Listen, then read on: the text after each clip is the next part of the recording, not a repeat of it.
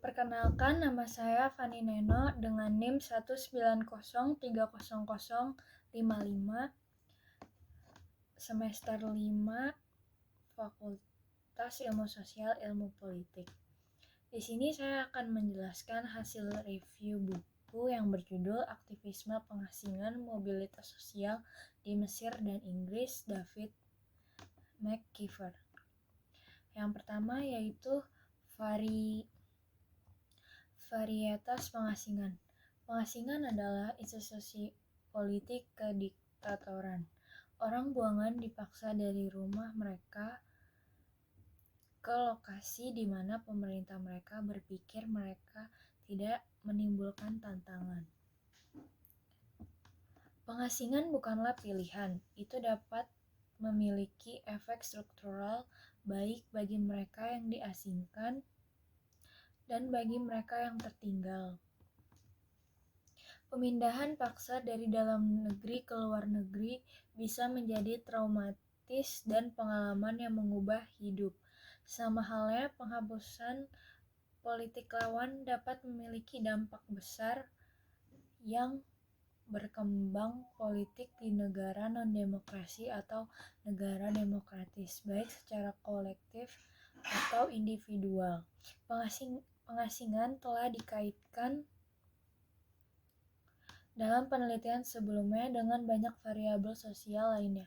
Hubungan terkuat adalah dengan tipe rezim, dianggap untuk tujuan diskusi sebagai dikotomi dasar kediktatoran dan demokrasi. Namun, variabel intervensi dalam proses kausal ini juga penting. Kebijakan luar negeri, ideologi, perang saudara yang paling luas. Konteks kausal ini tautan yang paling sering diambil sebagai alasan untuk berhipotesis bahwa pengasingan masyarakat adalah aktor yang terlibat dalam hubungan internasional antara negara bangsa.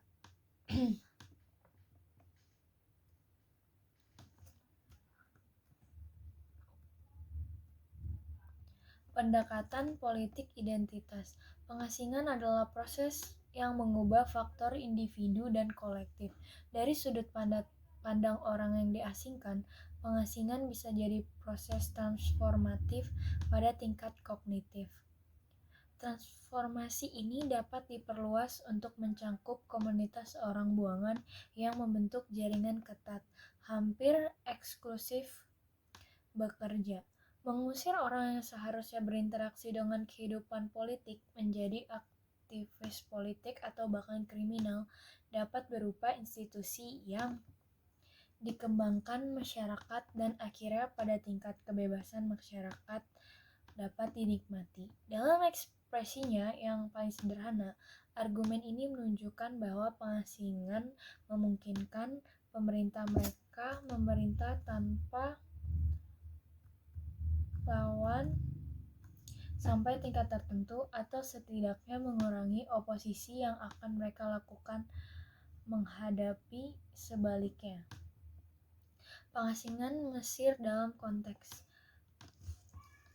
Pengasingan adalah digunakan sebagai alat politik lebih sering daripada tidak selektif dan tidak lebih banyak presiden yang digulingkan menghadapi pengasingan daripada kelompok lainnya.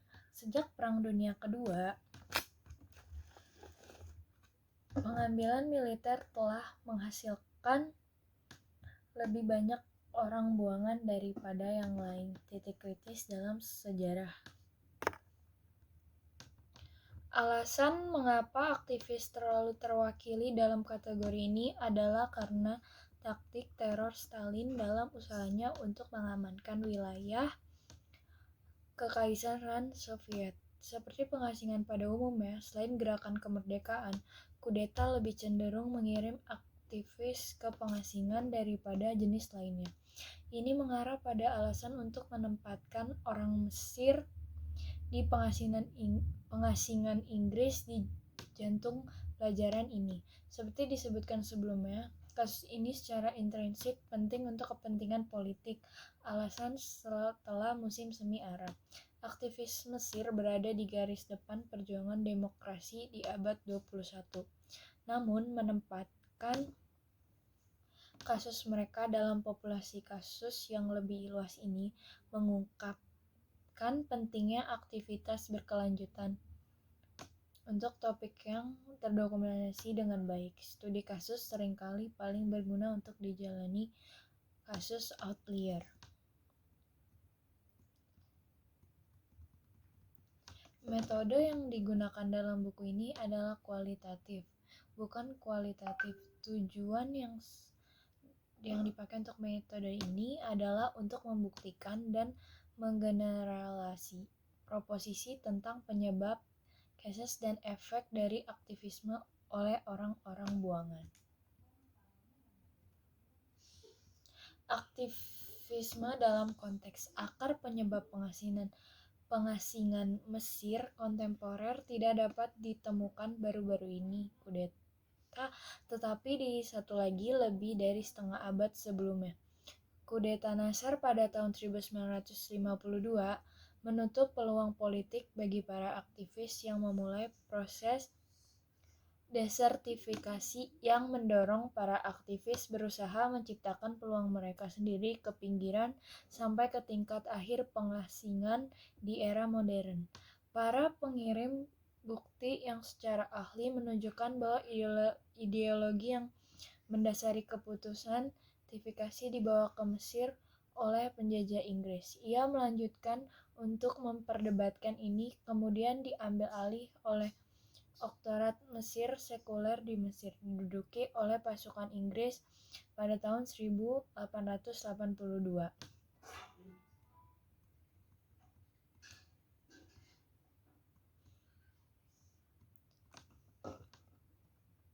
Sebagai titik tolak, perlu dicatat bahwa nama struktur peluang politik menyiratkan hipotesis pusat teori gerakan sosial, yaitu bahwa peluang ikatan yang bersifat politis terstruktur lebih yang bukan keduanya, tetapi tidak semuanya. Ada 6 faktor dari sistem politik, di mana sistem politik adalah singkatan dari institusi, kondisi, dan peristiwa membentuk teks yang merupakan berbagai peluang bagi para aktivis. Faktor-faktor ini adalah yang pertama, yaitu banyaknya pusat kekuasaan independen di dalamnya. 2. Terbuka untuk aktor baru. 3. Ketidakstabilan keberpihakan politik saat ini. 4. Ketersediaan sekutu atau pendukung berpengaruh untuk penantang. 5. Sejauh mana di mana rezim menindas atau memfasilitasi pembuatan klaim kolektif. 6. Menentukan perubahan item 1-5. Sejauh ini selalu menyarankan bahwa struktur peluang politik di Mesir adalah dimonopoli oleh militer yang telah menggunakan institusi untuk mencegah episode politik yang kontroversial dan untuk menciptakan aliansi dengan elit ekonomi. Berikut aktivisme di Mesir dan Inggris. Aktivisme di pengasingan Inggris berbeda dengan aktivisme di Mesir. Ini benar secara demografis. Sebagian besar aktivis yang terlibat dalam gerakan pengasingan adalah profesi dan atau memiliki pendidikan pasca sarjana. Ini sangat berbeda dari situasinya di Mesir, di mana gerakan pro-demokrasi selalu terikat dengan gerakan buruh. Hal ini juga berlaku di sebuah organisasi tingkat nasional. Para aktivis di kancah Inggris adalah veteran Mesir organisasi seperti Kefaya atau Gerakan 6 April. Namun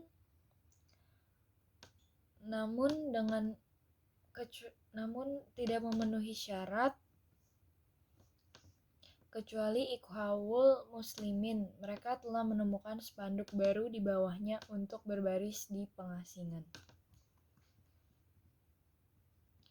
Dalam bab ini menggambarkan struktur mobilisasi di Mesir dan di Inggris. Mobilisasinya pada tingkat dasar terdiri dari jaringan aktivisme, unit utama dari organisasi menjadi organisasi gerakan sosial, yaitu SMO. Baik Berikut penjelasan mengenai review buku dari saya. Terima kasih.